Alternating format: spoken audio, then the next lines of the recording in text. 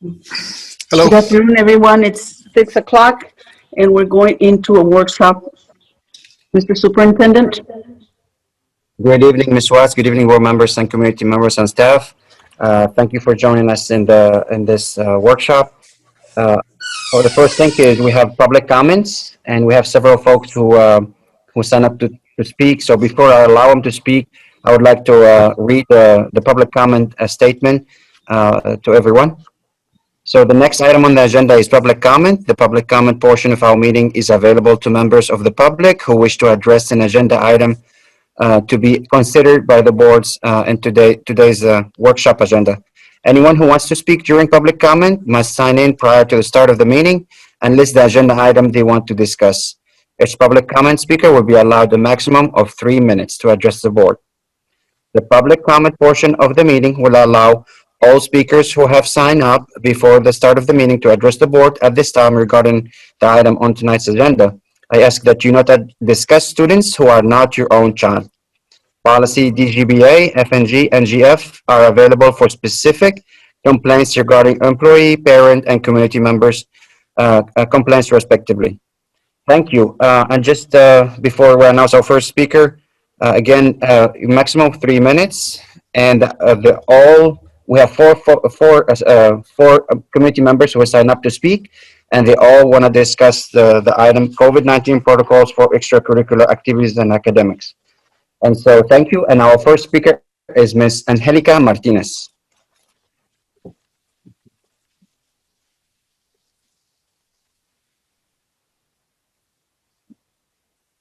Ms. Martinez, I think you're muted if you're, okay.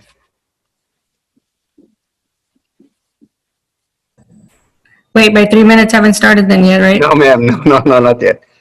That was already 14 That's seconds. a good one, no, not yet. Okay, so thank you, Dr. Asais. Thank you, everyone, board members and coaches, athletic directors. I do want to thank everybody for all the hard work that you've done already. I've seen the plan, I've read the plan. It takes a tremendous amount of work, so those are long hours. So I just want to thank everybody first off and know that us parents do appreciate the work that each and every one of you are putting in. I know most of you all, but for those that don't know, I do work for the CDC. And so I thought I would bring in some new numbers, refreshing numbers, and kind of like where I like to stay positive. I just want to say real quick, in general speaking, that the recovery from COVID is pretty high, especially in Hidalgo County. I don't know if Dr. Asais knows, but it's about 95% recovery of cases, being 31,000 confirmed cases. And of course, you know, the death toll, which is still high. We don't want any deaths, but the recovery rate is really what I like to focus on because there are a lot of preventative measures. So that is just something that me as a parent are really trying to focus on what I can do at my home and with my family first before I branch out and try to provide guidance to anybody else. So I just want to speak to the board members and Dr. Asais that we understand fully that you have a big responsibility, not just of my child, but of many other children. So I just want to say that I think the safety protocols in the plan, because we just had a meeting with the parents, they do touch on very good policies and procedures of infection control. They're very thorough. I asked a lot of questions to the coaches, so Coach Gonzalez knows and Coach Doug knows that, you know, I'm gonna ask questions. And so as a parent, I just wanna let you know that we are here also to help and do as much as we can as parents to like pull through with all the requirements and with all the regulations. So if there's anything that we can help out with, please let us know. I don't mind talking to other parents about, you know, things that may or may not happen. But either way, just want y'all to know that we support your decisions and we trust your advice. And we just hope that you are looking at all the data, right? Not just the negative, but also looking at the positive. So I just wanted to focus everybody on the recovery rate, which really means that people that have come down with COVID have fully recovered. and that's 95% of them. So that's really good for us that do have underlying conditions. I think that if the players do have family members that are sick, maybe they should not be attending our events, right? I haven't seen my grandma in a few weeks, so that's what I just wanted to conclude with, that we're all responsible for our actions. Thank you, Ms. Martinez. Thank you, sir. Thank you, everyone. The next community member who signed up to speak is Ms. Jessica Gonzalez. Ms. Jessica Gonzalez, you have also 3 minutes. Yes, hello, can you hear me? Yes. Hi, so my question is, why the plan is not approved or was not approved? The plan that was set for the testing and all that stuff. Ms. Gonzalez, I want just to clarify, this is a open forum. Open forum is actually when you have a chance to address our board with maybe your comments, not necessarily to ask them Q&A. It's not a Q&A session, if you Oh, will. okay. I don't know if you have any things you want to share with our board, concerning that particular item. Okay. Okay, I was not aware of that. I thought that we Not a could ask problem. a question. Okay. So, If I may, I would recommend that you stop first and pull over a Yes. little bit before we continue Yes, to hear I you, am. because this will be a risk. yeah. Okay, so I am aware that other districts have plans in place, right? We as parents, we've done everything that we can to keep our kids safe, out of harm's way, healthy, active, and they can't wait to get back out there, and they're doing everything in their power, and they understand. I know that they're not adults, but they are trying to understand everything that comes with being out there, as well as us as parents, right?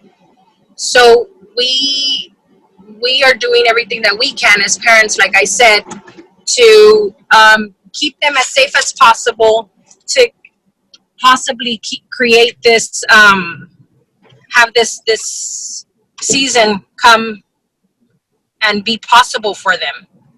So that is what I mainly wanted to get across, so that everybody understands that everybody's trying to do their part. And I want to be able to, I'm sorry, I have to drop off my son at practice and I have to pull over again.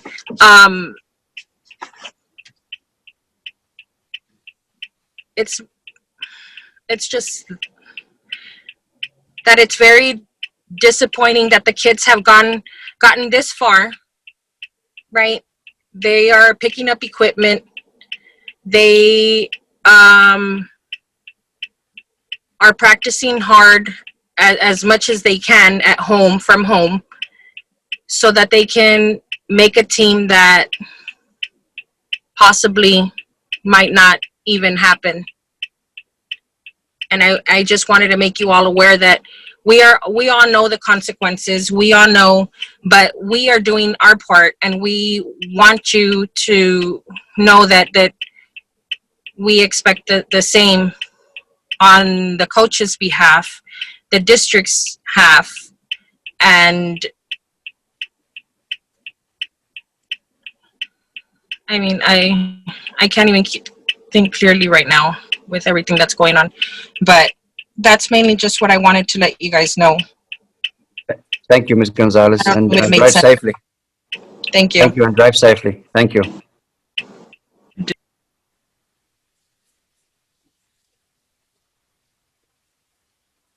The next committee, parent, I think, sign up to speak tonight is Christina Camero. Miss Camero, are you with us? Miss Camero, Christina?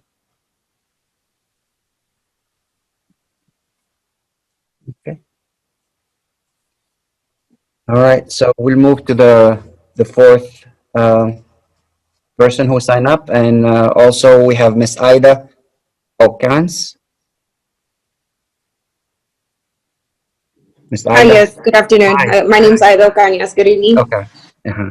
Hi. So, yes, with the concerns and everything with the COVID, I am an LVN for DHR, and I have seen the numbers go down. I work in the medical field. I have 4 children of my own that I have to come home to. I have to sanitize myself. I have to, leave my uniform out before coming in to the household to my children. So, my children are very well. Educated with everything that's going on. They do know that, keeping their face masks anywhere they go that are around people. They should always wash their hands, put sanitizing. So if with the numbers being low now, I think we would be okay, to have the gatherings of football and, sports, athletics, everything going on, as long as they have, they're being precautious with their face coverings, always washing their hands, making sure that, they're sorry, it's because I'm outside. They're make sure that they have, they're aware of before going into the house or before leaving the house, they're responsible enough. And I think, with what's happening, that it's varsity only.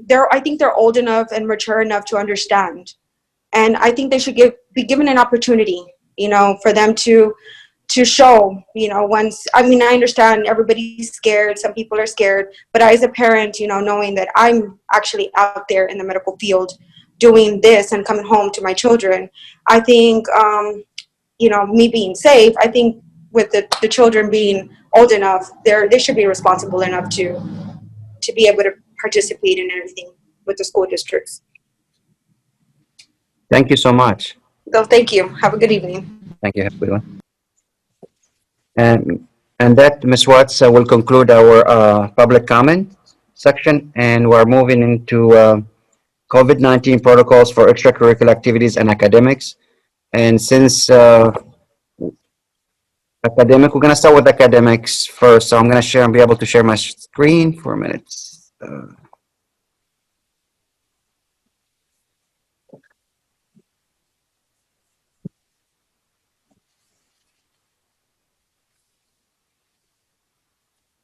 As everybody knows, TA allowed for 4 weeks for us to have virtual, 100% virtual, and that's what we did since starting on day one, September 8th.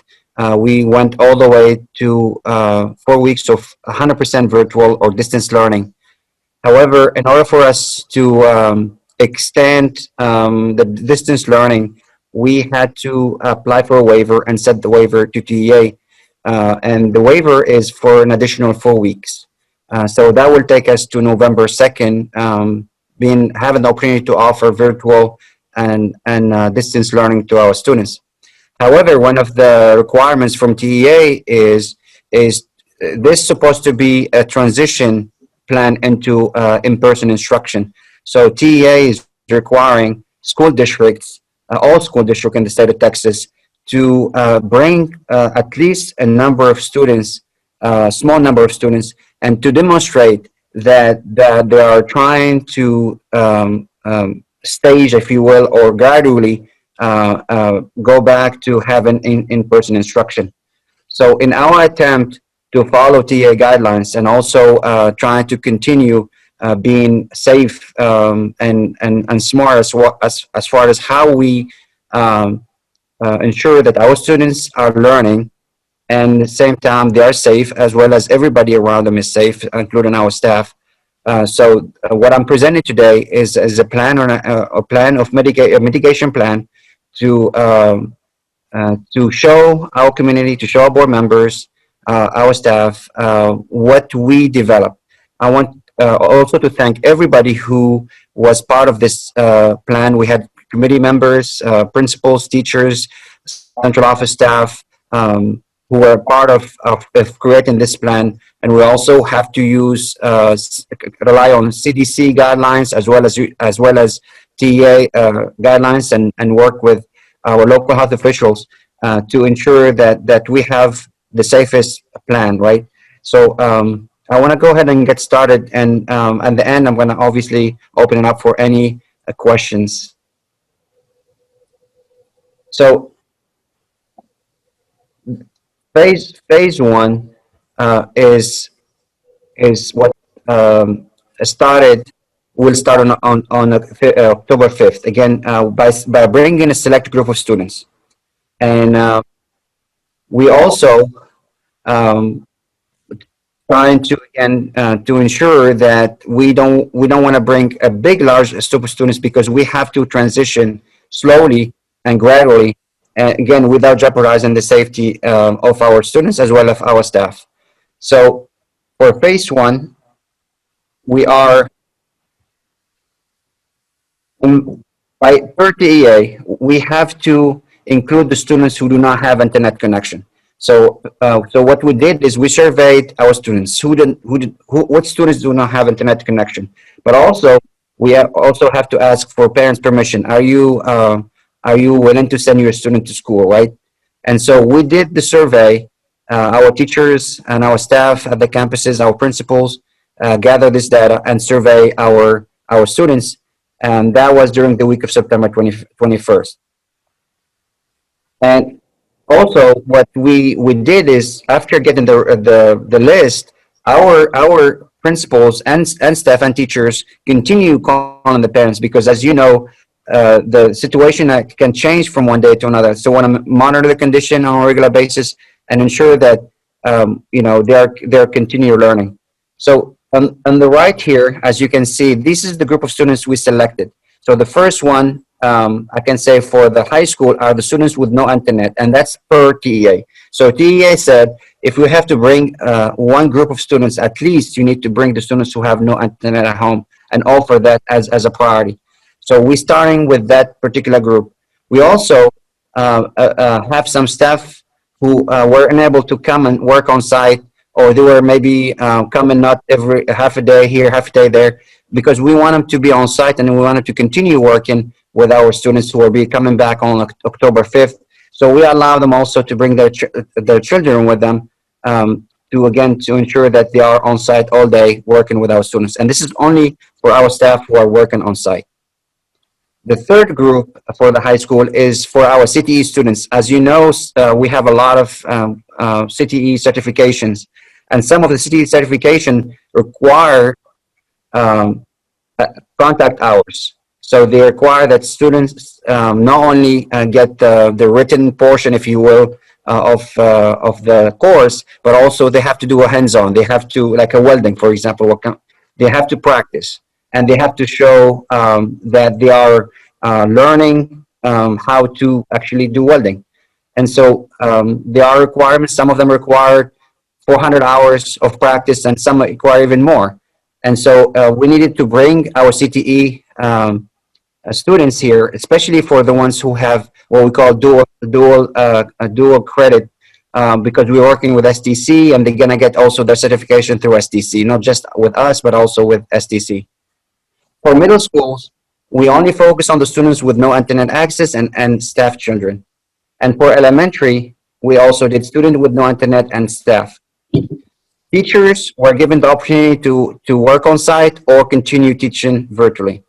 And then all instruction will be conducted on site, but virtual instruction continues. So our campuses will function as a technology hub. It's as a place, a safe place for our students to sit, get Wi-Fi connection, and learn, continue interacting with their teachers virtually and continuing their instruction, with the exception of maybe some of our teachers who wanted to work with their students. But again, that's on voluntary basis.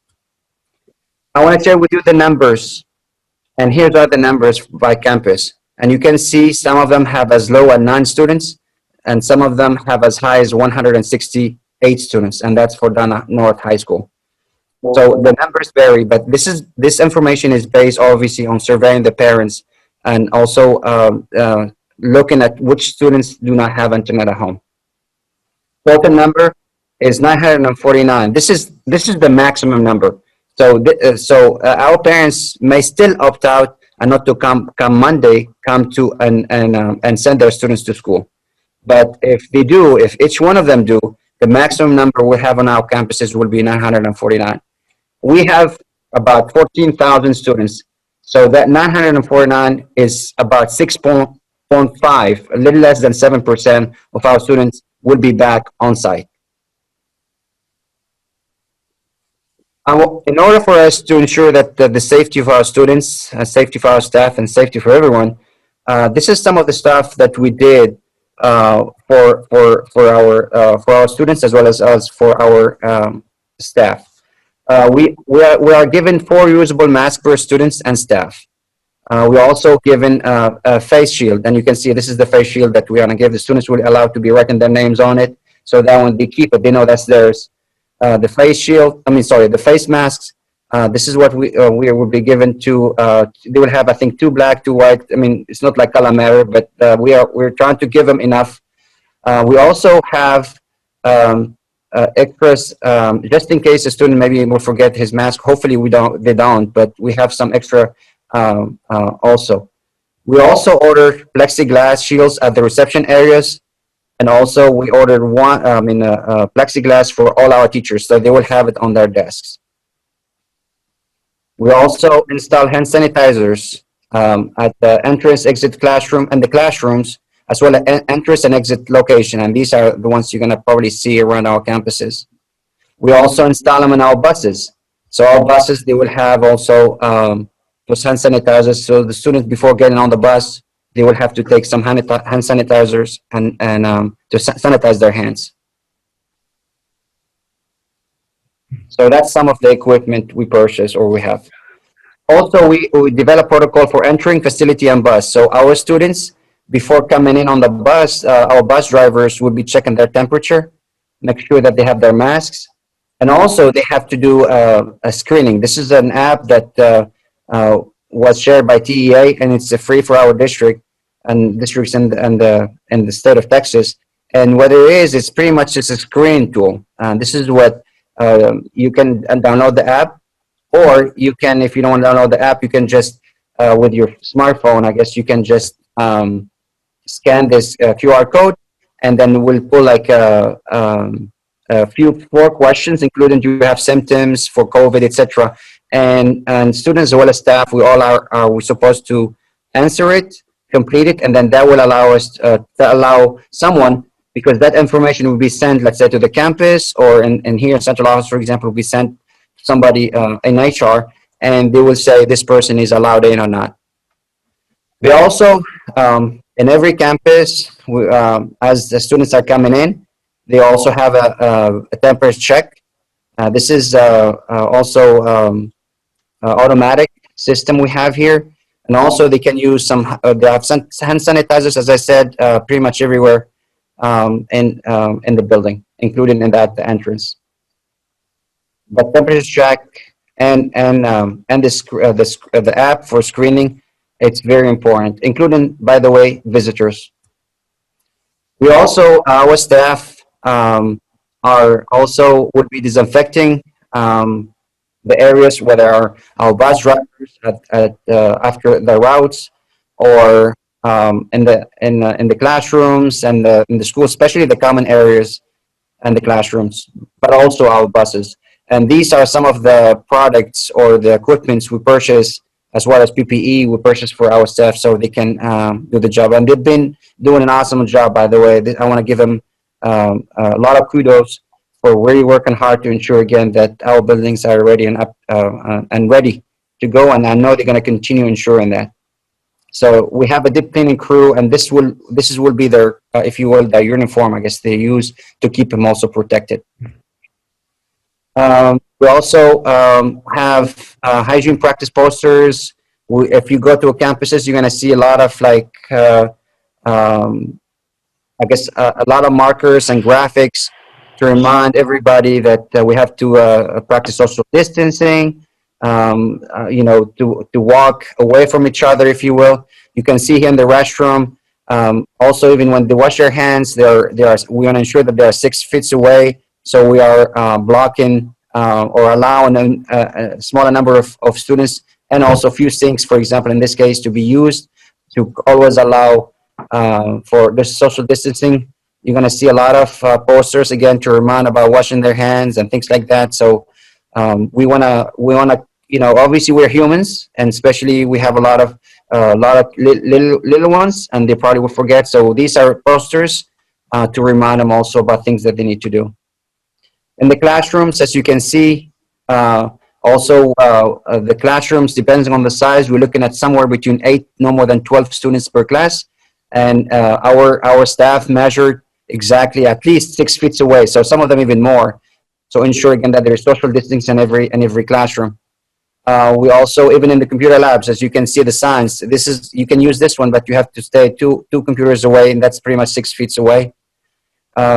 We also have an isolation room. This is like we wanna try to prevent students with symptoms or fever to come in. But let's say students comes on campus, no symptoms, no fever, and eventually develop some fever. We don't know if it's COVID related or not. So we also have an isolation room. So that way we can isolate that particular student or staff until that students get picked up by their parents, or the staff member leaves, I guess, to see a doctor. So we also create an isolation room. Our buses also, they're going to be functioning with a smaller capacity to develop to ensure social distancing. As you can see, there is do not sit signs in many of the seats, again to minimize the number of students. And the maximum we will have on a bus is a capacity of 25%. So that's the maximum you will see in any bus. And most of them probably will be functioning even at less, but the maximum you'll see is 25% capacity. With that also, we also had separate entrance for cars and buses and markers, entrance and daycares, entrance exit transition to reduce large group gathering.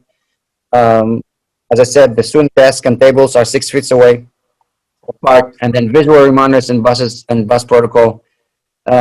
As I said, then there is also staff and student training. I mean, our staff again, I cannot thank them enough for really. I mean, you can just imagine, all the efforts, all the hard work, right, that needs to be put together to ensure that we're ready.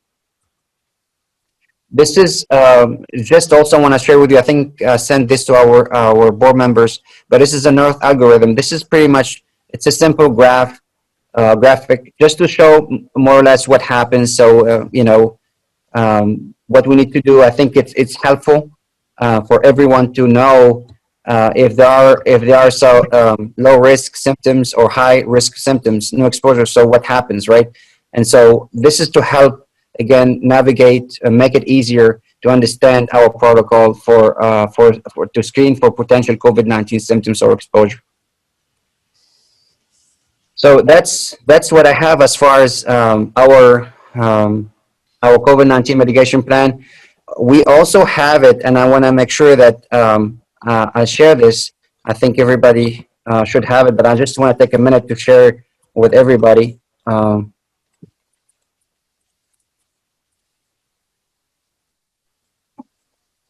Uh, for,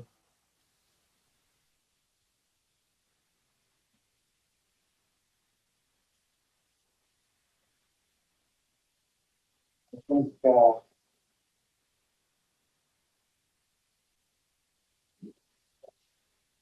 and I will be sharing this against our protocol. I wanted to take us to our learn and lead plan that is posted on our website. But I will,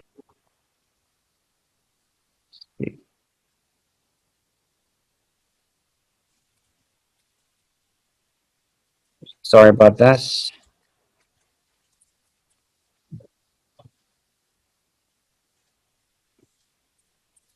Okay, it's for whatever reason, it's not allowing me to log into our website. So I will do that after we talk about um, our extracurricular protocol. So at this moment, I would like for Coach Lial. I know he's here with us, with our trainers and also our head coaches, from Donna High School and Donna North. So, Coach Leal, I'm going to stop sharing, and if you can start sharing your screen and unless any other questions about our academic protocols. Just, Dr. Az, on the monitoring of the temperatures, who at the campus is going to be responsible for that? So we have our nurses or our LVNs or and so every campus our designated someone and usually our health personnel. So will be an LVN or RN or whatever that person in there. But sometimes maybe they're out or maybe they can't. So they will always have somebody there checking. They have a system, and also Dr. Valdez not only for the temperature but also for that screening. They have to monitor because they will send them, Dr. All, as I check in, they will send them a message saying this person is good to come in or not. So they'll have to check that prior. We do a screening as well as temperature check. Okay. Dr. Aziz, Yes, sir. real quick question. Are we going to ensure at the campuses, it's going to be one entry only, right? Yes, sir. Into the campus. And are we going to ensure that we're going to have coverage from 7 to 4 or 5 at the door? Because I noticed I want to make sure that, you know, there's 100% coverage 100% of the time. If the nurse has to leave, that she gets someone to ensure before she leaves that there's someone there and that they're making sure that there's someone there 100% of the time, and they're also a custodian or some designated employee to wipe down the doors as people are coming in and out, because that's going to be our number one defense to try to make sure that we keep the campuses safe. Yes, sir. No, it's a good question. So we do, sir, and I visit campuses, you know, all the time, and they always our front office staff are great. They always, so if it's not the nurse, it would be somebody from the front office. And now with the doctor, everybody needs to do it. Like even if I come in the morning and enter, let's say central office, and I go, let's say to visit Oz or Solis, I will have to do that again. Temperature check. It doesn't matter even if I did it here. When I go to a different campus, like any visitor, right? They'll have to go. I went through it. So we have staff checking on that, and they take it very seriously. As I said, I'm very proud of them. Very proud of the system and the setup that they have, and they're taking this very seriously. They know that's, like you said, that's our line. The best and the first line of defense is us making sure that anybody with fever or symptoms should not be entering our building.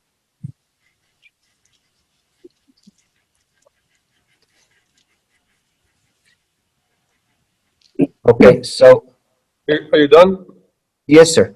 All right. I'm just, I mean, not you, I was asking Mr. Guerrero. So making sure that, there's a few questions I got with you. Looking at the numbers, you said that on buses, how many buses we have? Right now, well, not we only do we have, but are we using every bus that you just mentioned is going to have some type of usage for protection of COVID-19 and using obviously the liquid that you guys may have. Out of those, obviously, monitors are also going to be part of the process. How many kids do we anticipate having in each bus? Yeah. When we get in bus? That's question number one. Okay, sir. So we are looking at somewhere between 12 to 19 students top. We want to stay at 25 capacity, 20% capacity. And the only one who can sit nearby is if they are siblings. So if you have a brother and sister or brother and brother, they will be allowed to sit next to each other. If not, they are supposed to we are doing social distancing. And so the maximum we're looking at is 19 students in any single bus, and as low as possibly 12 or 13 students. Now, the next question is the isolation rooms. In these isolation rooms, what kind of HVAC system are you going to have? Because, you know, as we breathe in each HVAC systems that we put in, and obviously everything goes through that suction for those vents as we clear the air. To maintain any type of cleaning and keep it clean in that area, or sanitized, if you will, Yes. then obviously you're gonna have some type of support through that process. I'm just wondering if those rooms are already established or capable of doing that. That's one. And then if have we bought some type of ionizers that would enhance or help in the process as they go and clean that self-clean room, if you will. Yeah, we did not purchase ionizer, sir, but that's something certainly we can look into it. I know the conversation we have with our maintenance director is for certain areas like the nurse and the isolation room is to have a stronger, you know how the filters, right? They're different, like MERV 8 and 10. And so is to have like even better quality filters, if you will, to try to minimize, I guess, contamination and things spreading. So that's the thing that we're going to be doing. But we did not invest in, but certainly something that we can look into it. And the reason I say that is specifically only for these rooms that you're going to have to create as a isolation area. But it just put a thought. The other one I want to ask is number of masks that we have for the district. You said that you have enough masks across for the students and the staff. What's the number that you have, or what number does maintenance told you that they have in supply? Because obviously everyone across every district, as we go back, is going to require protective gear or PPE Yes. if they don't already have it. But that's one thing I just wanted to Yes, sir. So ask. yes, sir, absolutely. So we distributed 4 usable masks per students or staff member. So for those four are us, the district. And then we also give them one face shield for students and staff. So that's what we give our staff, 4 usable ones. So for the KN95s, those you did not have those at all? We did have, and we do, I think we still do have, but I don't think of those, as you know, they are not reusable, right? And I know when we first look into it, when we try to order, and it's still, even to nowadays, it's very hard to find. And not only that, you know, those are consumable. Like, in other words, you cannot use them, like you cannot reuse them, right? So we went with something that will be, I guess, easier to get, but also something that we can use for a longer period of time. And that's why we went with the reusable masks instead. But we I do think have that, it. Mhm. yeah, I think that as long as they maintain the social distancing and we make sure that the students don't get together and form huddles and take off their masks when they eat, that the reusable masks should be adequate. It's, you know, we have to emphasize the social distancing. The N95s is more when, if you're exposed to COVID or working in the front line situation or tending to somebody who's ill, but you're taking all the or the district's taking all the precautions to minimize that. No, but Dr. Mary, I was talking more for the K95s more than this for us, or for the staff anyway, or students. I was looking at more at in terms of our our cafeteria people, our folks that, you know, they're there almost 100% of the time with our kids, obviously, and teachers, but mainly the crew, because obviously they're going to have to end up cleaning during the day and then after everyone leaves, not to sanitize those areas. That's what I'm talking about. Yes. No, I understand. Okay, and that's the question I had, Dr. Zayas. Thank you. No, thank you. Thank you. Hey, Doc, So, a couple of questions, Doc. yes. So, what precautions are we taking? I know that I've had calls, you got staff members that might have been in contact with someone that had COVID. They still show up to work.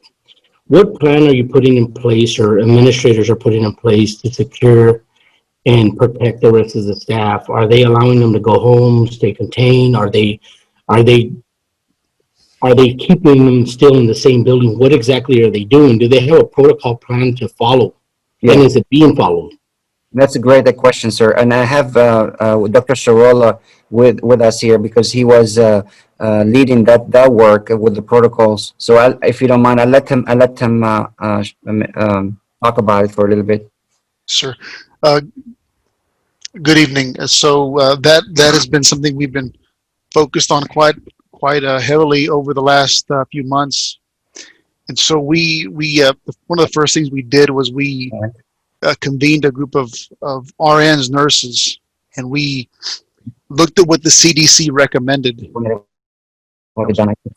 So we looked at the CDC recommendations, and so one of the first things we do, there's an actual protocol that accompanies the nurse algorithm. And so what we do, anytime we ever get a situation in which a person either has a temperature that's above 100 degrees Fahrenheit, or the person has symptoms, whether it's one high-risk symptom or two low-risk symptoms, or maybe there's been exposure, we immediately reference that flow chart, that colorful flow chart that he showed there. And that's all based on CDC recommendations and guidelines. And so what we do, one of the first things we do, like the example you gave, Mr. De Los Rios, one of the first things we do is if we determine that the person in question tested positive for COVID-19, the next thing we do is determine whether or not that individual came into close contact with any of our staff members, any of our stakeholders, students. And the CDC has a very defined explanation of what close contact is. And I'm not going to go into all the details, but the protocol does discuss what that is. And so we then, once we identify a case of positive COVID-19, we see to what degree they came into close contact with any of our stakeholders. And then from there, we go ahead and that's part of the contact tracing, making sure we have a good system for contact tracing. Dr. Al is going to help tremendously with that. And then the next thing we do is make sure any places that particular person was located or was interacting, we make sure those areas are not occupied, and they're basically, nobody goes in there. We send in our cleaning crew. Typically, we try to send them in about 24 hours after the person was there. That's the recommendation from the CDC, is to wait 24 hours before you send in your deep cleaning crew. And then of course, we do the contact tracing. Anybody who came into close contact with that person, they're immediately asked to self-quarantine. The individual who tested positive is asked to self-isolate.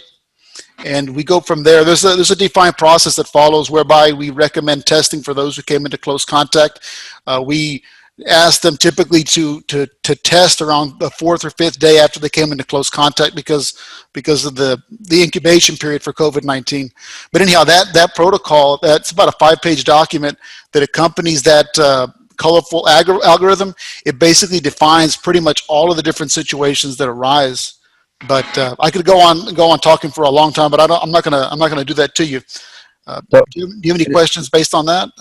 No, I mean, the information is good. I just want to make sure that what's happening is, of course, there's a lot of individuals still slipping through the cracks, or not. If they came in contact with someone, they might not be revealing that information. So obviously, we have to be on our tippy toes, making sure that everyone is getting checked and making sure that they're honest when they walk into that building, to make sure we protect all our staff and our students as well. So, I mean, you got some big shoes to fill there to make sure that monitoring basis is being monitored. Yes, sir. Mr. De Los Rios, that's a good point. Let me share, if Coach Leal, if you can allow me to share for a minute. I'm gonna show what we do, and as far as like the screening. So this is it's an app, right? So it tells you, this is like a name and all that stuff, and tells you a visitor or not, tells you yes or no if you have been in contact and close. This, when I complete this and I submit, it goes to a database that so if I'm visiting, for example, again, Solis or Munoz, then the person in charge of looking at this at that particular campus will see it. So if I lied and later on I came back and we found out that is inaccurate, that is a big problem right there. So we're going to be addressing this. I want you to know that's one of the reasons also. This is a screening, but also kind of forces people to think, right? And also tell the truth. And so we wanted, I mean, I know some people like wanted to go to work every day, but we cannot jeopardize their safety as well as safety of others by maybe risking it. So this tool, I believe, will help us really prevent that. And also, people somehow feel like, oh, I'm being questioned every day before coming to work. I better tell the truth, right? So I think that in itself, it's a way of us eliminating possible situation like you just described. Okay, so I think that's. Mhm. Dr. Azzi, I just have one question, and maybe Dr. Sorolla could respond. How are we guaranteeing, safeguarding that all our employees, especially like the ones at central office or maybe at campuses that are working in offices, that social distancing is being maintained? Because I know some offices can be kind of small. So how are we making sure that social distance, every single employee is maintaining that distance? Well, one thing I think you already know this, we're requiring every employee to make sure they have their facial mask on. So that's one of the number one protectors. But we have met with the cabinet, with all the assistant superintendents and with Dr. Aziz, and that's been one of our number one goals as we bring back employees, to make sure we do a thorough evaluation of our workspaces. And in those cases in which you mentioned it's kind of a confined location, we've made accommodations. I know that in a number of our curriculum departments, we've already made accommodations so that those employees maybe have relocated and are working in different places to maintain that social distancing. So there's been a number of examples of that already being done, typically through the leadership of our assistant superintendents and our superintendent. Okay, all right. Thank you, sir. And another thing I want to also and I think you know this, is that we're not bringing our teachers back, right? And that's one of the reason is to minimize the number of staff members back on our campus. I mean, Donna High School has almost 200 teachers. So having 200, I'm sorry, staff members on also back on one campus, along with the students, along with the rest. So that's one way also to mitigate and hopefully reduce the percentage of the number of cases in our area and things like that. So we're trying the best we can to mitigate, but it's sometimes hard to ensure, hard to ensure that everything is kind of perfect. We're trying to make it as safe as possible, but as you all know, this virus is invisible. I mean, it's just very hard to know what that virus is, but we're doing everything we can. I want to also take you earlier. I was trying to show you our everything is stored as far as our let's see, our protocols for our parents and everyone else who may need to look at this. I hope, by the way, you get to see the tribute that we did for Coach Earl Scott. Just right there, front page. But all of our stuff is here at Learner and Lead, and all the protocols are here. And if you scroll down all the way to the bottom, you pretty much can click on it, and you're gonna pretty much see there's a 68 pages document that pretty much talks about anything and everything that we develop. And this is the work of obviously the task force when we started working on it back in May, June, and then we continue changing and adapting it, adjusting it, and tweaking it based on also the recommendation from CDC and DEA. But everything is here. All the information we talked about it, even the schedule for the students, obviously everything is here. This is our document, protocol for disinfecting, hand sanitizing, all the stuff here. So I want to make sure that I get everybody, I remind everybody that it's in there. Again, we're trying our best to ensure the safety of everyone. So that's for example the protocol. That's what we discussed. All right, I'm done. I think I talked a lot, so I'm going to allow Coach Leal and our coaches to move on to our extracurricular activities. And if somebody has a question.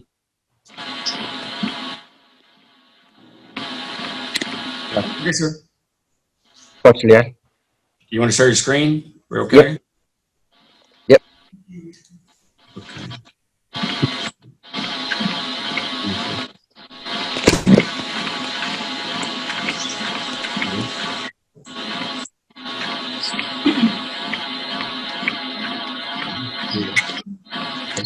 Here you go. Go ahead.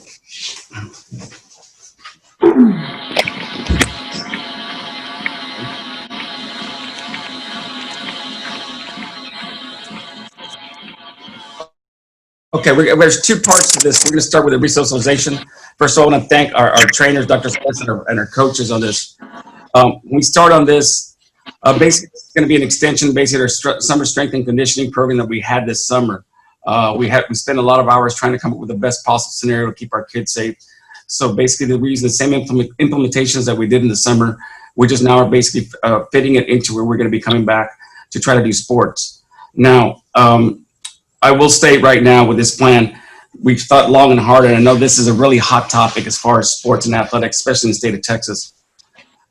I will tell you, as coaching so many years and talking to many coaches, the only 100% plan that you're going to have for people not to get any type of sickness or COVID would be not to have sports. Let's just put that on the table and make sure you understand that right now. I think after viewing this plan that we came up with, if we can get a happy medium, if we can have sports, and because I know that a lot of people, basically our seniors are dying to go out there, our coaches are dying to go out there. We have 2 brand new coaches. I know a lot of people, cheerleaders, about uniforms. I know that, there's programs. There's a lot of stuff that they're waiting for. This would be the safest plan that I think we can come out here if we're going to have sports. Okay. It is not foolproof, because the only way you're going to be able to control this is we would have a total control of our students, but our students are going to be with us for a couple hours, then they'll go home to their environment, and we cannot control what they do in their environment. And that's the big issue that we have basically going on. But this is probably the best plan we could come up with. And looking at this, I will go this. We're going to start with the first thing here is we do have a waiver. The waiver basically was given out to every kid, basically knowing this is going to be taken, so the parents know that there's going to be risks involved. They could get COVID. It's also telling it the district's not going to be liable if they do get it, because our sports insurance, our student insurance, I should say, is not going to cover COVID. Okay, it's an injury. If you get injured, they'll cover, but it will not cover it. If you have personal insurance, that's your primary. But if you don't, then our school becomes primary, and it's not going to cover it. So I think the risk, the parents know that they sign, they're taking the risk knowing that this could happen. I think that that's very key, because I think that there's sometimes maybe a thought out there that, well, Mijo's playing sports, and if he gets hurt, well, it's going to be, he's out there, the district's going to be liable for it. But we basically have nothing to do with COVID as far as our responsibility and liability on this. So the waiver's in there. You cannot play this unless you sign this. I think we take a big lead on this, because I know some districts are not requiring a waiver. So I think it's a plus for this. Okay. I'm going to get back over here. Yeah. Okay. This is our basic plan. Okay. For general information, if we're going to have sports, we're only going to have it at the varsity level. Okay. We're going to limit football to 60 players, volleyball to 20 players per campus, cross country to 15 boys, 15 girls, tennis for 20, golf, only varsity, cheer, only varsity. Our band is going to be restricted to more than 50%, and our dietes and spirits no more than 50%. Okay. It is a very conservative plan. Some people, I know McAllen's going varsity, but their football team's up to 85, so is Sherryland. I know that the Harlingen is full blown. They're going with 5 teams of football, 5 teams of volleyball. They're going to be going all out. They're not restricting. They're doing middle school also. I think in all rationale, less is better. To control the environment, we need to have the least amount of people here. Okay. So this would be our plan to go into this. Again, just like everything else that Dr. Aziz has gone over, the active participants need to be wearing a mask. Just because you're an athlete, you're still going to have to wear a mask. You're going to have to wear a face shield. So if you're going to see them in a football game, if you're on the sideline, you will have to be wearing a mask. If you're in a volleyball game, anybody that's not playing will have to wearing a mask. Coaches at practice will be wearing masks, and also at games will be wearing masks. You have to be wearing a mask unless you're not actively engaged, and that would be participating in the sporting athletics. That's what basically this takes care of. As far as water, kids cannot be sharing water bottles. They will have to have their own water bottle, okay? Hygiene will be basically accessible to at all times. That's going to be the big part. We're going to be up there playing football or volleyball. Hygiene and make sure disinfecting is going to be key, and that's going to fall on our coaches. And it's going to fall also on anybody else as the kids doing their part also. It's going to be a team effort. It's not going to be just one person doing this. Now, the face masks, we had a lot of questions on what kind of face masks they can use. We're basically using an executive order, which basically is Greg Abbott's order. And basically for the purposes, it basically says it's face coverings. This can include non-medical, disposable face grade masks, cloth face coverings, or it can also be face shields. Basically face shields that all the football helmets are going to have face shields on there. So that's a new plus we never had. It's a full face shield all the way down. It's a plexiglass face shield that they'll be able to use. So really, in essence, we're basically putting a face shield while they're playing, which is they're going to be wearing a face covering during practice and during games. These are the pictures on it. It is a complete shield. It's a plexiglass. It goes all over the front, as you can see. So both teams have it. They'll be right in front. So basically, they're going to have a face shield when they're playing. We've never had this. This is totally new.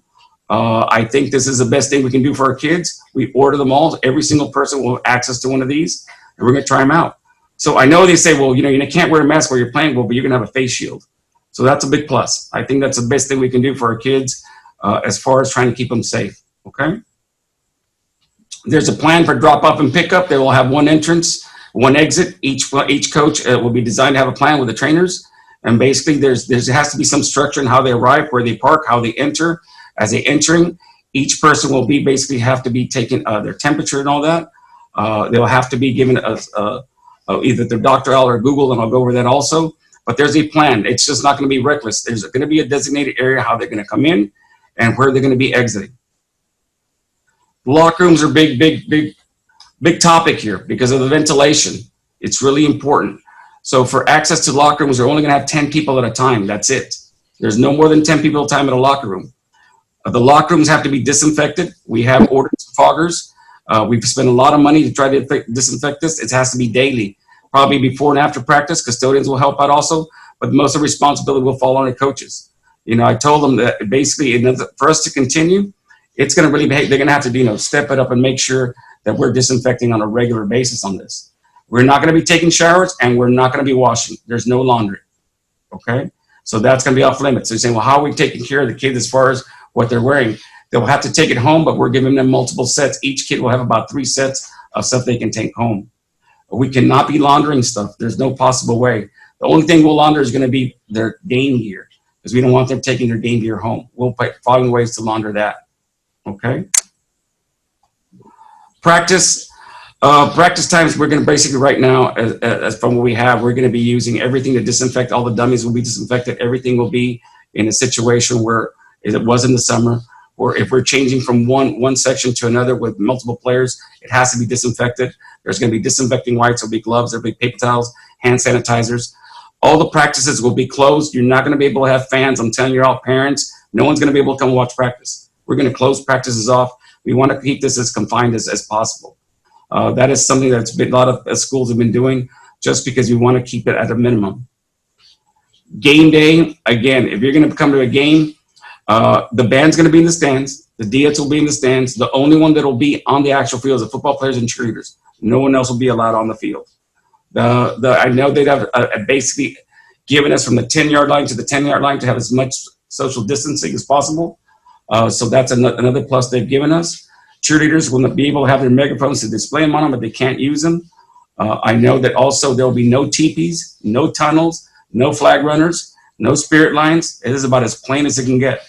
We're limiting the amount of people that we possibly get on the field. This is, like I said, we're trying to be as strict as possible so we can continue on. The choir cannot perform live. It has to be recorded. The players will have to be in 2 lines. There's no color guard as far as for the flags. The band will basically nothing at halftime. Ball boys, we're not going to have. We're going to use our auxiliary coaches to do that. So it's, like I said, it's about as plain. We're about as skeleton crew as we can get. As far as game day rosters and anything like that, as we're traveling, we're going to be having to make sure that everybody that we travel, when we go on this, will be coordinated with our principal, knows exactly who's going to be on the buses and how the situation is going to go when we load the buses. We must also make sure that in a game situation, on our stadium, everybody has to be wearing a face covering. We're going to social distance. We're working on the plan. So in case you're running for all football games to go, basically it's going to be online. You're not going to be able to buy a ticket unless you go online. For our volleyball games, we're not going to have any people in the stands other than basically the parents of our volleyball players. We'll not be selling tickets. Each team will get 50 tickets, so we'll be about, it's going to be 15 girls. We'll be getting 2, that's 30, and 5 for the coaches, which is 10 more, and 5 for basically administrators. We will not sell tickets to go watch a volleyball. Okay, we're keeping this at a minimum. Let's see. That's it. This takes care of basically what we call our resocialization coming back. Now we have another one. Let me see. Okay. Okay. Okay, the second part is our mitigation plan. This has to deal more with what we're doing as far as COVID-related stuff. UIL has told us that every school district has to have their own personal mitigation plan, how we'll mitigate. And this has to coincide with what the district has, with what Dr. Sorolla was talking about. It basically has to go hand in hand. We might have to go a little bit stricter on certain things because, of course, we're in a lot more contact. But basically, this coincides with whatever the district will be doing. Again, the guiding principles of all this is basically this is going to be hand hygiene, the distancing, okay? Disinfecting high-touch areas, which is going to be our locker room, which is going to be really key, and avoid touching our face, like the basic 4 guidelines that we have to be preaching at all times.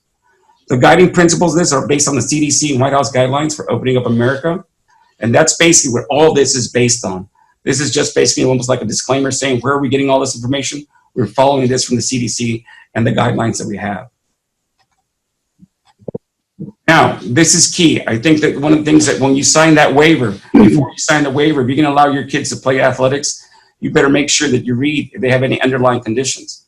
That's going to be really key. You know, you might want to consider if your kid has diabetes or have any underlying factors such as asthma, anything that you think, I would really reconsider. You probably need to seek medical advice to see if he can play.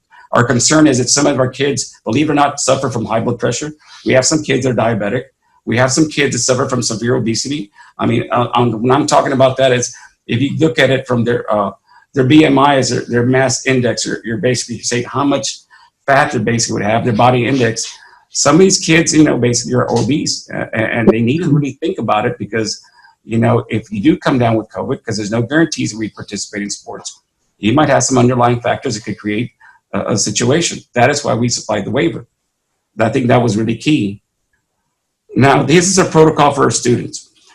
So for screening, okay, so for screening, we're going to be using Dr. Owl, or we use Google Forms. Preferably coming into the school, we'll be using Dr. Owl, but Google Forms, if we have to use it, if we've been loading a bus from somewhere or whatever it may be, and it's the same questionnaires that Dr. Aziz went over. It's the same for 3 questions. Anybody coming into the stadium will be answered the same questions if you're going to come watch a game. We'll use the same 3 questions from Dr. Owl, and we'll be taking temperature checks as you come in. Now, same thing applies if a student has a temperature and he's coming to practice and he's screened, he will not be able to participate. We will send him home. You basically, every day they're going to be screened to see if they have a temperature and to answer the questions. If he has a temperature of above 100, we're going to send him home. That's just the general rule. Now, this follows exactly with what Dr. Sorolla just went over. We're going to coincide. You're either going to have 2. If you have 2 of the low risk or 1 of the high risk, which is the same thing coincides, basically you're going to send you home and the guidelines are going to follow as you come. Here are 3 possibilities are going to happen if you have this. So starting basically, I put them in probably in the wrong order. If we say this, you're going to see probably go get medical attention. We go with 3 and 2 probably go hand in hand. If the doctor determines that basically what you have is not COVID related, if you basically just got a common cold or you're suffering from allergies, basically you'll be able to come back basically if you don't have fever within 24 hours. But you'll need a doctor's note stating that. If the students, if its doctor says, well, you need to test negative, you need to get a test, and it comes out being negative, well then, if it does test negative, then you're basically going to have to go again 24 hours before you'll be able to come back if you don't have fever. Now remember, this is once you find out if he tests you and it came out to be negative. So if the test takes 3 days for you to get your results, it's going to take you 3 days before you even come back if you have no fever. The big question is, what about if you test positive? If you test positive with this, that's when it all starts. We go back to what Dr. Sorolla said. We're going to be required to go back and have basically a doctor clear you, but you're going to have to go to medical tracing. We're going to find out basically who we come in close contact with, and the whole process starts just like he elaborated on. That's the big question. Am I missing anything? Trainers, please elaborate as we're going through this. Okay? So that's where this part comes in and coincides exactly what it'd be like if you're going into a classroom. You know, if you test positive, we'd have to start the whole process and let HR know and everybody else know. I think the big definition, what is close contact? What do we define as close contact? And basically we go by the 6-15 rule, basically 6 feet for 15 minutes. If you get in contact with anybody that basically has had tested positive for COVID, basically 2 days prior to onset of the illness, if you've been within 6 feet for more than 15 minutes, you've been in close contact. Or have you been in contact with anybody who basically has tested positive? Or if anybody that's been eating and drinking with another person that's basically been affected. So this is what we consider as close contact when we ask our kids. Now, this is big. This change on, we got this from the CDC, September the 18th, which basically says you'll be encouraged to seek medical attention no sooner than 5 days after exposure. If you've been around someone that has COVID, they're asking you that no sooner than 5 days, which is big. So basically, because you could get a false negative on this. It says anyone who has been within 6 feet of a person who's documented COVID for at least 15 minutes, basically, and do not have symptoms needs to be tested. So even if you don't have symptoms, you still need to get a test. Okay, that's really important. Just because you're not having any type of symptoms, when you've been around someone that's positive, you still need to be tested because you've been around someone that is positive. Okay, it says testing is recommended for all close contacts and persons because of potential asymptomatic and pre-symptomatic transmission. It is important for the individuals to understand that basically you could come out negative and still be positive because you're going to find out later. And you're going to have to be quarantined no matter what for 14 days. If he's got a single test at the very end that says that you are negative, you still got to quarantine for 14 days, no matter what. Okay, that's going to be key. I guess the last thing this is really important, and I think we've been going back and forth. So with the guidelines involved here, if a person does test positive, can he come back without testing negative? According to the CDC, yes. You can come back and you don't have to test as long as the doctor's willing to clear to come back to play. Okay? So I tested negative. I've quarantined 14 days. I go to my doctor, says you go back, and he doesn't test me, I can come back with a medical excuse. Just so you know that. He's not tested negative, but a doctor releases him, he's theoretically back to come back. Okay? Now, but if he's good to come back, doesn't mean he's good to come play. When that happens is then we have to go to return to play protocol, which is now the trainer's part, which is going to go through 7 phases. So basically, it'll take, if a person tests positive, it's going to take him about 21 days for him to come back and play. If it happens in the middle of the year, he's probably done for the year. Okay? There's some appendixes that I'm not going to go over because they're really lengthy. And basically, all these will be basically, if you tested positive, our trainers are taught, and they're going to go over all these, but it'll take you a lot. It covers the cardiology. It'll cover the return to play physical form. So there's tons of stuff that basically the trainers have done an outstanding job. I really want to compliment them. I won't tell you, we probably have to have the best trainers that you can think of in the Valley because they keep on calling. I just got a call from Ed Couch. They want to see our mitigation plan, and so does some other schools. Other than that, that is all I have. If you have any questions, I know you do. So if you have any questions, I'll be willing to answer them, or Dr. Aziz, or my trainers, or my head coaches at both campuses. Coach Leal, Yes, ma'am. on the shields that are on the helmets, does everybody in the Valley or everybody in the state of Texas wearing them, using them? No, that's optional, ma'am. It's not mandatory. So we may be playing teams whose players aren't using them. Correct. That is correct. It is not mandatory. We just took an extra initiative, but in case we're playing somebody that doesn't have it, that is correct. Hey, Coach. Yes, sir. Real quick question.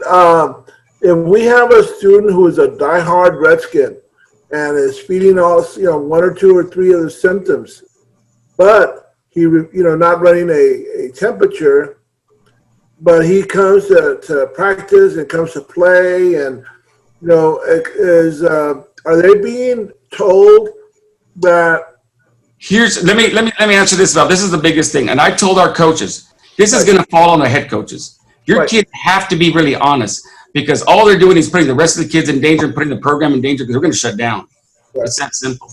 I think it kind of falls in we have the biggest problem we've always had with concussions. So I got a headache, but I don't tell the trainer I have a headache because if I tell the trainer, they're going to pull me out. That's usually the way it works. So they don't want to say anything, but that's when the coach has got to be vigilant. If you see someone kind of all dazed out, you need to step in. You make the assumption that he has a headache or he's a little wheezy, pull him out. So the coach has got to be vigilant. If I hear a guy's kind of coughing or something, you need to step in. I think right now we cannot be in a situation where we're kind of just going to turn the blind eye and say, well, I'm not going to say anything because I don't want to. No, we have to. We're talking about life here.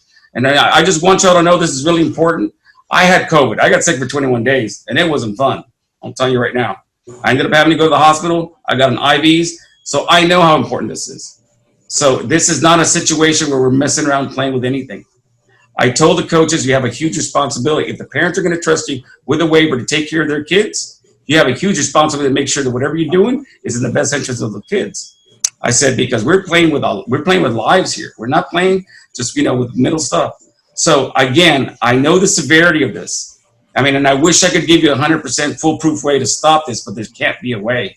Either we don't have athletics, or if we're going to do it, it has to be the most minimal possible way we're going to do this, and probably give our coaches and our trainers everything we can. And so far, we supplied them with everything we possibly can. So yes, Val, it has to be a lot of honesty here. Coach Leal, I did read that I believe it was La Jolla and Lincoln Juarez yesterday. They opted out of football. They're not going to play. Did they have situations already that occurred, or they are just trying to? No, I talked to the head coach, as a matter of fact, from La Jolla. In fact, yesterday, he's a member of the Rio Grande Valley Coach Association. Their issue was this. They said they had been out so long. They had no summer conditioning. They have not had virtual, anything like that. They're not reaching their kids like they want to. They would not be ready to participate because basically they would still have to wait 2 weeks just to get everything ready to go. They have not done any virtual training. They were so far behind, they thought that there's no way they could basically suit out a team. And I don't know if you know where Juarez Lincoln is. Juarez Lincoln is in the middle of nowhere. They said they can't even get a hold of some of their kids out there. That's the situation they're in because they're so far out there they cannot even get a hold of them. The only one that might play is Palmview. It's more in the city. And they're still thinking that they might want to just make a late start and at least get some games in. They know they probably can't compete for district, but they might want to see if they can set a team, at least so the seniors can play. Any other questions? Okay, question, but I got it for Coach Cuevas and Coach Gonzalez. Yes, sir. Obviously, with kids, I know you're doing some training virtual.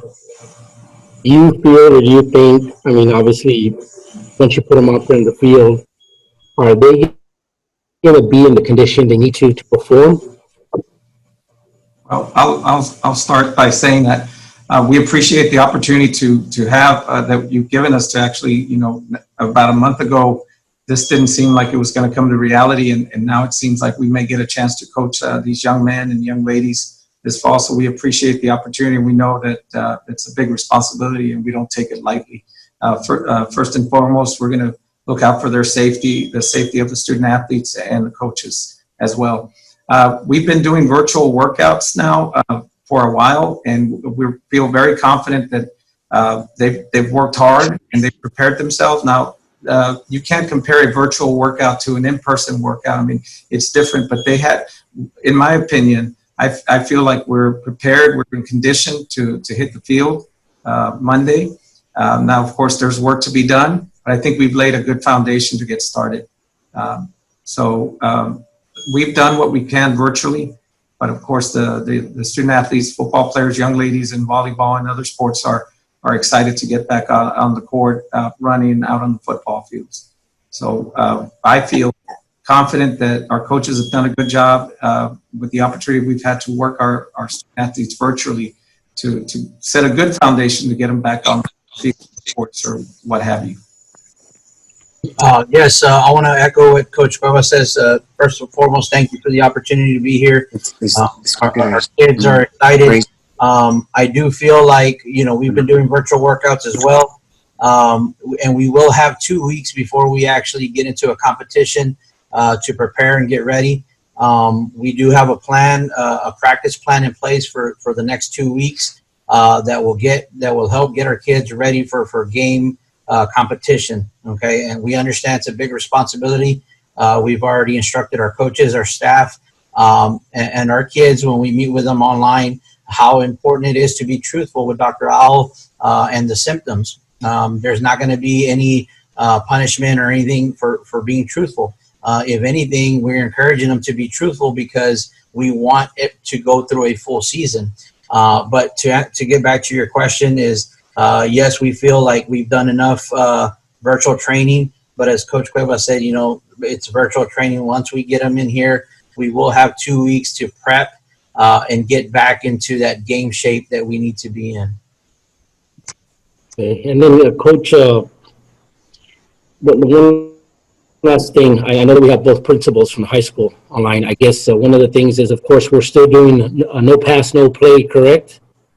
And I know with the virtual, it's a little bit difficult, but we got to make sure that our students are they got to be aggressive and they got to pass in order for them to play. And I hope you guys are instrumental in that because we're relying on numbers and passing grades and passing students. Yes, sir. I wish you all luck. Yes, pass, no play is still into effect. We've been monitoring our students as a coaching staff as far as their grades. I know the progress report grades just came out this week. So we've been every Friday I get a report from my staff members as to where their position players are. UIL has extended to 14 instead of 7-day grace period to 14 days, just to allow the students to get used to this online training. Teachers are very instrumental. They've been putting in a lot of hours. A lot of my coaching staff are teachers, core teachers, and it takes a lot of work. But they've been great. We're in contact via email. We get on Google Meets and stuff like that. So the teachers have been excellent. They've been understanding, and our kids, we're on them to submit those assignments and make sure that they show up to their virtual classes. Now, we always stress to our athletes that they're students first. So they're here to get an education and get the opportunity to play in extracurricular activities or participate. That's great, but they know that they need to stay up with their grades. I also have a coach on my staff who is one of his responsibilities, one of his job descriptions is to check on grades, run a report. So we've done that for our football program as well as the other sports. And he ran that report today. So all our coaches are aware of where our student athletes stand right now at progress report time, so that we can communicate with them the areas that they need work on, attendance and those other issues. But yes, so the no pass, no play is very important, obviously. And we understand that our student athletes are here to get an education first. Definitely. Dr. B, the only thing that I didn't see in the presentation, and maybe you can answer this for me, at what point or at what number of student infections or coach infections would be a guideline on where we're going to say, you know what, it needs to shut down, or what, it needs to continue? Do we have a number? Like when so many kids, or because, like the NFL, I think they had like 3 players and 5 coaches or something like that. So I think they're like postponing this next game. What is going to be our number?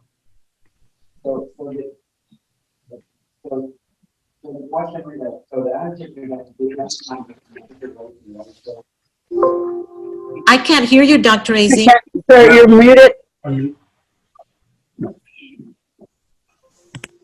So that's something we did not per se like put the number next to it, Dr. Valdez, but really depends on situation, because whenever, let's say, there is somebody who tested positive, we all have to do contact tracing.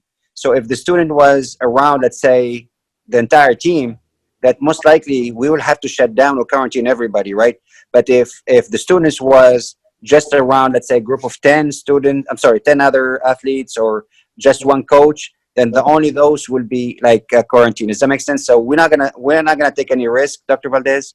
And I want to say to our coaches and to our parents, to our community, to our board members, we're not gonna take any chances. So I know some we're not gonna cheat. We're not gonna put the safety of our students before. After winning a game, because I know some other schools may try to say, you know what, I'm not going to lose my quarterback, right? No, we're not going to take that risk. If our quarterback was exposed, then he needs to go home, right, and quarantine for 14 days. So to answer your questions, it really depends on the contact tracing. So we may end up like shutting down the entire team for 2 weeks, or we may end up shutting down just like that group who was in contact with that particular student or coach, right? And depends on the situation, pretty much. If I may, just to add to Dr. A's statement, we as coaches know the risk that's at hand, and we understand that if one of our guys or female athletes does test positive, that we have the possibility of shutting down completely. We just want the opportunity to have a chance to play. The students are excited. We did have a parent meeting this week. They asked all questions, and we were helpful, and we answered as much as we could. And they realized that they also have to take part in assisting us when they're not on campus here to help prevent the spread or even getting COVID. This goes out to both coaches and Coach Sad.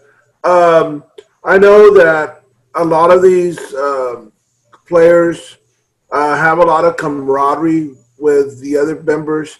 After practice, after the football game, some kids, have a car, and 4 or 5 kids will pile into it. Is that a talk we've had with our kids? Is hey, no more than 2 kids in a car, just as a preventative. It's have we had that talk with them? Yes, we have, and like I mentioned earlier, we did have a parent meeting this week on Monday, and I did stress to the parents that it's extremely important that they assist us also.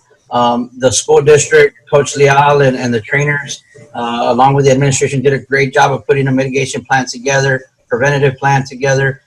But that's here on campus. That's here on their football fields. When they go home, we're going to need their assistance. And I stress that to the parents. We stress that every day in our virtual classes. We want, our thing is we want to see a full season for our seniors. So let's not be selfish when we're off campus, and let's try to do as much as we can in order to see a full season. And we have a plan for after games and after practice with coaches assigned to make sure that our student athletes don't congregate and to make sure that they don't pile up in cars. And then we've had the same conversations. We're in a controlled environment when we're in practice. And at the end of practice, at the beginning of practice, we stress to them the importance of them doing the right things when they're not under our watch, doing the right things when they're not on at practice or with us. So it's very important that they do their part as well as we've stressed that at that point as well. Not sure if I can ask a question, but I'm going to anyway. To the 2 coaches, I like the idea of the shields on the football helmets, but have you guys tried them out to see if they don't fog up? I'll be afraid that the fog would then kind of hinder the football players' view.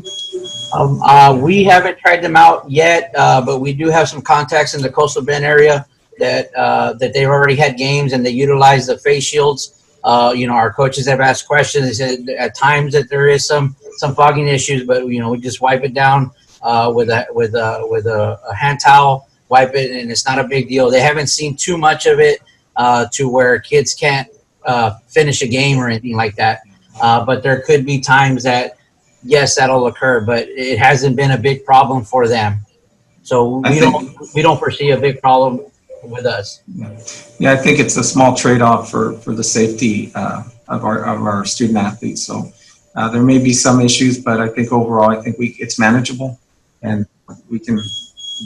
On top of the face shields, we're going to require them to also have a gaiter or a face mask similar to this one underneath while they're not actively participating. We're actually going to encourage our kids to wear them until they feel like they need to take them down. So you have the face shield, and then you have either a neck gaiter or a face shield like this underneath all of that. Yeah, and also those face shields do have vents on the side to get airflow. That was one of the biggest things. I think that's why it reduces the fogging. I mean, they've been designed so they won't fog. Of course, depending on how much condensation is going to be in the air and stuff, that's going to make a difference. Hopefully that you won't, during game time, you shouldn't have any of that. Also, just to know that each campus was supplied with 500 face masks to start off. So every single kid will have a face mask or even 2, plus whatever else we're going to get. And it has their logos on there, so we have to be able to wear it with their logos on there and their colors. Okay. Any other questions? Yeah, I do have a couple of questions. One is I know that we're talking about football and we're talking about extracurricular activities, and focus tonight was just football. I'm in volleyball because you guys kind of give us that information just a while ago in your presentation. What about you just kind of hinted on the dancers, the cheerleaders, and all these individuals need to travel. We'll be traveling with you. So how are we addressing those? Okay, well, as far as the band, Fine Arts has their own mitigation plan that coincides with us. Okay, Mr. Rivera and Mr. Will have their own mitigation plan. So they've given it to us. We've looked at it also, but basically they use us as a template. So they'll be following the same thing that we're doing it. But they're not going to be participating in anything to do as far as performing. So they're going to be basically working more as far as virtual And he said that there was no way they could probably do something because they have to be in too close a contact. I know Dr. Aceves, in case you want to add on this because you talked to him, they said that their basic thing, they will not travel with us. They will only be at home games. They will only be in the stands, and they're keeping things at a minimum. As far as other sports, golf, we're looking at 5 golfers, only varsity, maybe 6 or 7. And I guess you think, well, why am I talking so much football? Because football is a totally different concept than golf. They're going to be contact, every single day. Golf is spread out. We already just signed with Tierra Santa, both will be going over there. So they should be okay as far as that. Tennis, I know they have, for cross country, they're going to have 4 meets. For tennis, they're going to have like 3 meets. And then they're going certification. And tennis, we have about 10 girls and 10 boys. It's a very small amount, and there's very few contact there. Not to say they don't count, but it's a totally different, concept that we're dealing with. Most of your cases are going to be coming up with volleyball and football. That's why. But if we've got Dr. Aceves, you want to add anything on this? The only other thing, as far as performing arts, they're not going to be traveling. They're only going to be participating at 50% capacity at home games. So we've minimized the travel. The only team that will be traveling with football is varsity cheer. Coach Leal, the only question that I have, so then, for example, when we play, let's say we play, I don't know what teams we're playing. Let's say we play San Benito. We're really going to have to stay in touch with other teams as well, because if they have students that test positive, right, Correct. that's going to affect our group. It have to be reported, and then that's the biggest thing. And I think that's why we went with the shields, because it's not 100% proof. But we're trying to do the best we possibly can on that. But again, I'm going to make sure we emphasize this. That is a risk that's going to be involved. That is a risk the parents need to understand they're going to take. That is a risk why we want that waiver done.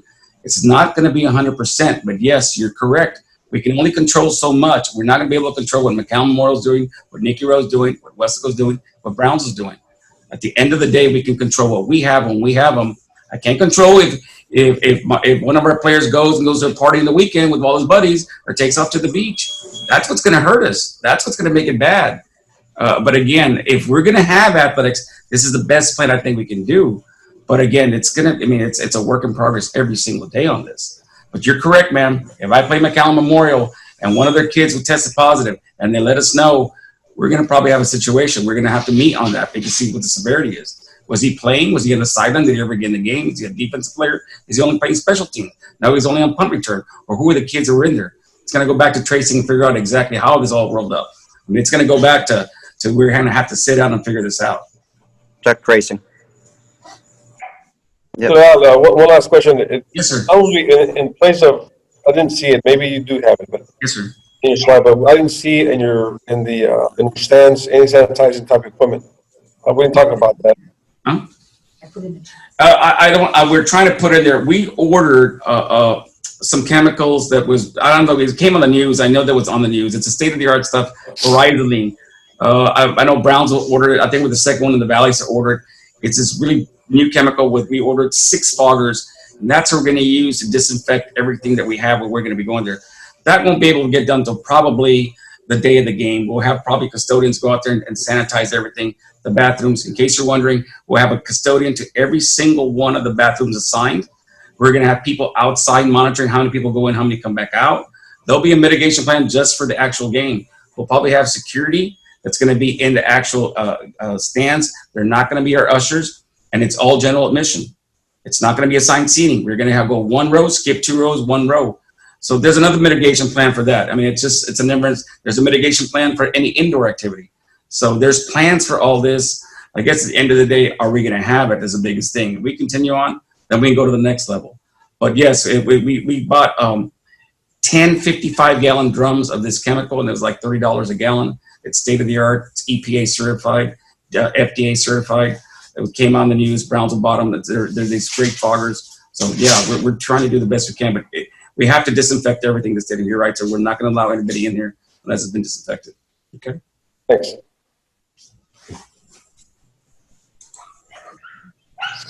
I think Ms. Becker told me the link is in the chat. If you click on that, you'll find out exactly what it is. It has video on that, I think, on some of those. It's really pretty cool. As soon as Dr. Aziz gives us more money, we'll get the fancier ones, okay? Those are the $5,000 ones. Right now, we're just getting the foggers, okay? That's right. No, but those actually really neat product and way of doing it. So it's similar to what we purchased for our buses and also but it's just even a better thing. Yeah, they're electrostatic. They're going to hit every crack and crevice they go and everything, and it kills everything. So, but yes. Other questions? No? Ms. Medrano, you don't have any questions? Mr. Villanueva? Ms. Renueva? I've been there every step of the way, so they did a great job. Kudos to them. Thank you. Well, if I have any other questions, Dr. Aziz, it's all yours. Now, I want to thank you, Coach, and I want to thank our head coaches, Coach Cuevas, Gonzalez, our trainers, Perseves, everybody really who participated. I think we have, and I can say proudly, really, we have one of the best mitigation plan and protocols, probably not just in the Valley. I'm thinking in the entire state of Texas. We've taken it very seriously, and we've taken the safety of our students and athletes and staff very seriously.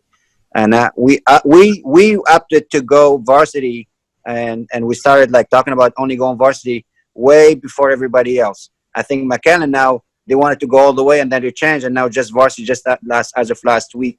Some school districts are going with 5 teams, like Coach Lea was saying. They're even going with middle schools. We're not even doing that, and so we're trying to minimize the number of athletes on the fields and also in the locker rooms and practice and all that stuff, trying to mitigate again. But in the same time, allowing our seniors, maybe giving them the opportunity maybe to play. But again, we're gonna play it safely and see how it goes. But if there are cases, and we're gonna look at it, and if we need to shut down, we'll shut down, because again, the safety of our students and coaches and staff is our number 1 priority.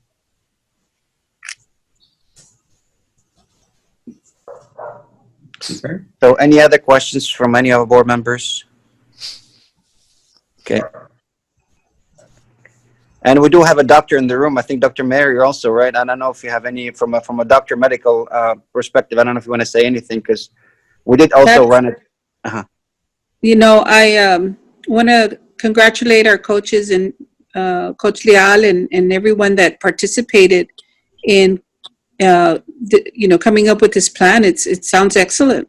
I mean, it wasn't me. Really thorough, very thorough. Our trainers are, like I said, they're wonderful. They really went all over the Valley thing, what everybody's doing, and I got to give kudos to them. They really went above and beyond. We've been working this plan over a month, so there's been changes. And Dr. Aceves, thank you so much, because I think there's been like about 10 revisions to this. We finally got it down as of yesterday, late night. But I will tell you, it's a work in progress. Like CDC just came out with something last week, and CDC is going to come up with something new tomorrow. You as a doctor know, it just keeps on changing. Exactly. And that's the hardest thing. They say no testing, then they say testing, then they say no, and it's a back and forth dilemma. But we just have to make sure that, we just stay on top of things. Right. And I'm glad you're getting the parents involved, because it is very important, no matter how, what you try to do. They go out. I mean, I see it on Facebook. People are having barbecues. You're going on. And we're still having patients come in. We don't see them in the office anymore. We're not letting any COVID positive patients come in like we were about a month and a half ago or 2 months ago, because it puts all of us at risk, and we're just treating them by telemedicine. But they're still coming in, calling in, and we're having to test, and we're still seeing positive cases. So, the social distancing, we can't stress that enough. The parents being involved, each of the players taking that responsibility and not huddling, not going out together. That's going to help this program be successful, because everybody's doing it for them to be able to play. And that's exactly right. I think at the very end, our kids in total control of how long they go in their season. They will control how many games they play. At the end of the day, the responsibility is going to fall on them. If they choose to be reckless and be selfish about it, we're going to be out of here in about a week. That's right. So if they don't take this serious, and they really will seniors want to play, they need to buckle down, because I'm telling you, it's going to come back. Correct. Well, thank you again. Thank you very much for all of you. All right. And What's that, Benji? And be nice to those CDC people. They're okay. They keep changing their mind, but they're okay. I was happy before working for CDC. Yeah. Thank you, everybody. No, thank you. Any other question from our board members before we conclude our workshop?